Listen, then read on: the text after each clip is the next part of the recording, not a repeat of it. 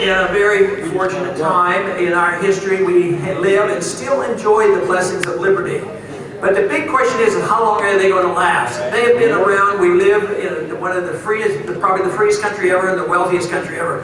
But in the last 75 to 80 years, there has been a steady erosion. And just recently, it was recognized that now we aren't producing enough, it's difficult borrowing, it's difficult just printing money.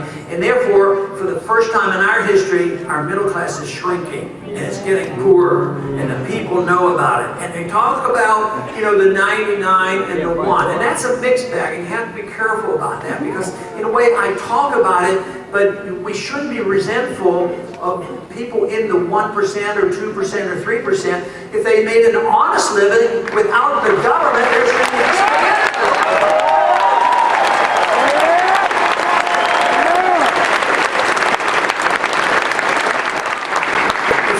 in that tax bracket, that income bracket, making millions, if not billions of dollars, and they do it because they get bailed out and they work the system, they get their contracts and special privileges. That shouldn't be tolerated.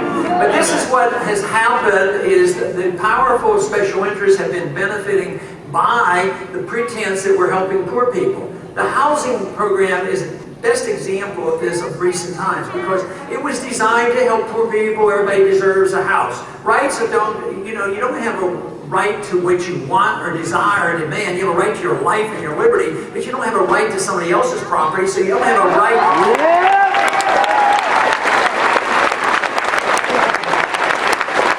Worldwide currency, they're talking about the United Nations, the IMF, imposing a world currency.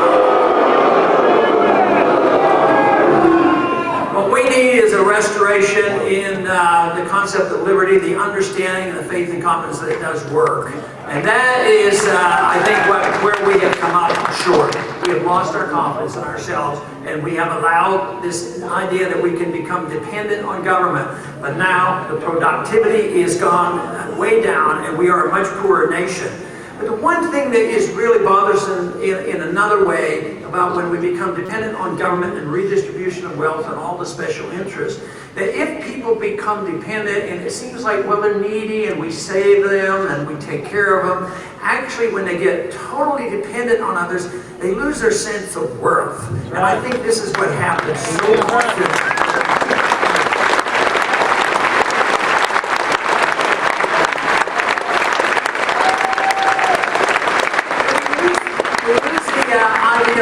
What freedom is all about. For me, it's seeking excellence and virtue. That's what our personal responsibility is, whether it's in caring for ourselves and our family, if it's caring for our intellectual pursuits, if it's caring about our spiritual life. It is up to us. Our creative energy comes from liberty. When we lose our liberty and the government curtails us, we destroy that and destroy the sense of worth. And I think we're at that point today because there's a lot of anger out there, because right now they're fighting and screaming in the argument up in Washington. Why don't you guys get along together? Well, they got along together. They always compromise.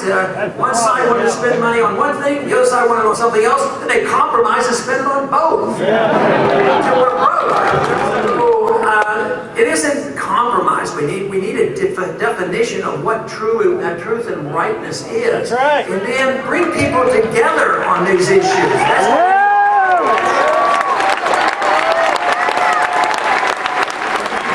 Together, because of freedom, everybody might come together for a different reason.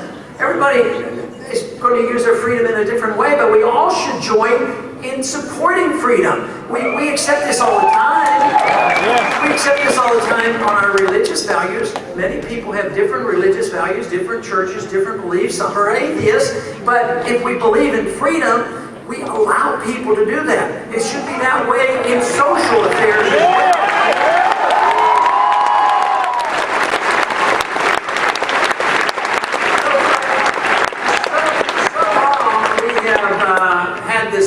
Concept of freedom divided into pieces. The founders had it together right. Personal liberty and social liberty and economic liberty was all the one and the same. They never talked about it. But now we have a group defends economic liberty to a degree, and they get sloppy with that. And then another group will get and say, well, we're going to protect civil liberties, and I'm a civil libertarian, and we're going to take care of that. But it's one and the same. And when you see this come about, it is not going to be a Republican revolution. It's not going to be a Democratic revolution. It's going to be a revolution of all the people coming together and saying, freedom is the issue.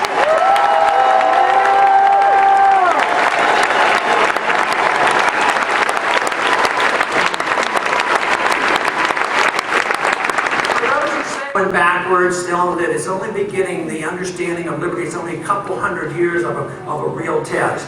But they are the past, we are the future as far as I'm concerned. Was it 3,000, 4,000, up to 8,000?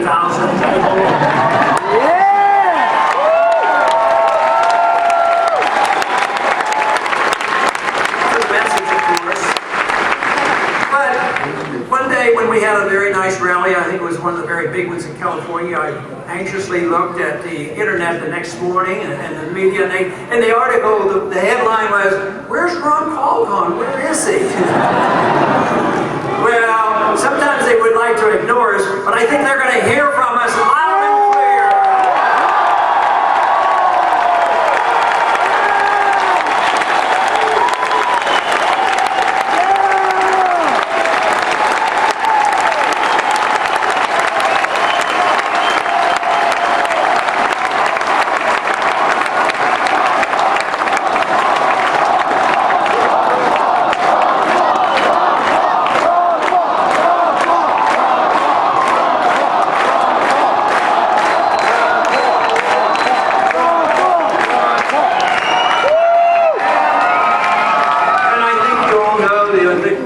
Which I use a lot, and that is, an idea whose time has come can't be stopped by any army. Ideas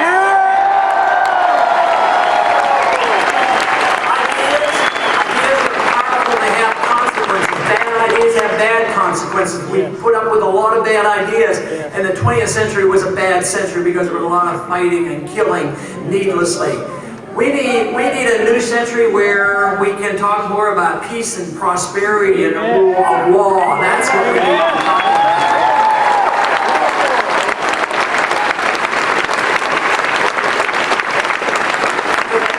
So many are coming to this conclusion that these ideas are alive and well on the college campuses. But there's a lot of people who come now, and even the media is recognizing it's not only those teenagers and young college kids, it's a lot of people coming together.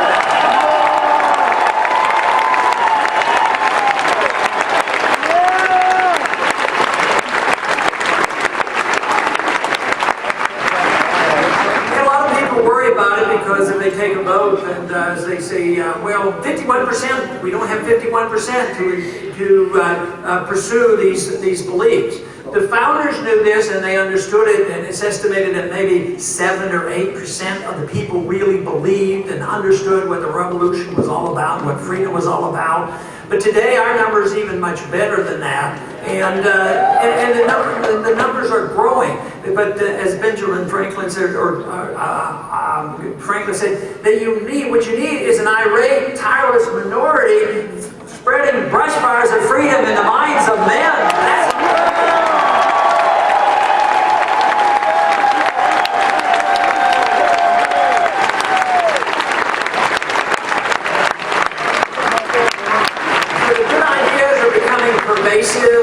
They've been around now for 30 years or so. I get a lot of credit, which I think is excessive, because many more individuals have done so much hard work in the intellectual community. And it has to happen. Just as Keynesianism was an intellectual revolution and brought us havoc for 100 years,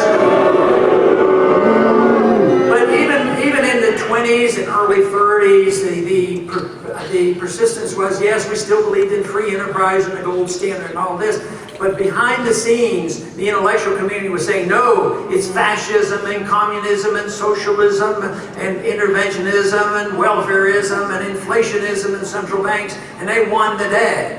But they're losing now because their system is obviously failing and the people know it.